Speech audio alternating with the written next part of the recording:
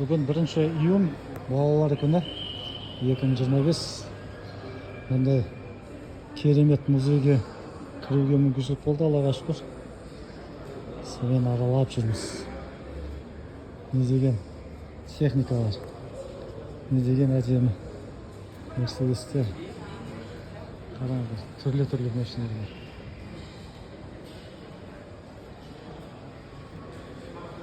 Красный салон жаңында қып-қызыл ішінде. Қалай сақталған да? Керемет.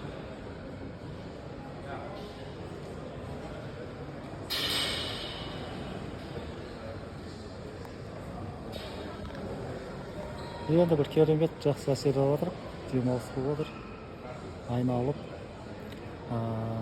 Тек қана жұмыс емес, сондай-ақ әрбір сәтті, әрбір минутты қадіріне жетіп, максимально пайдалануға әрекет жасап жатырық. Жақсы күндерде жолыққан шығар, бұқарса.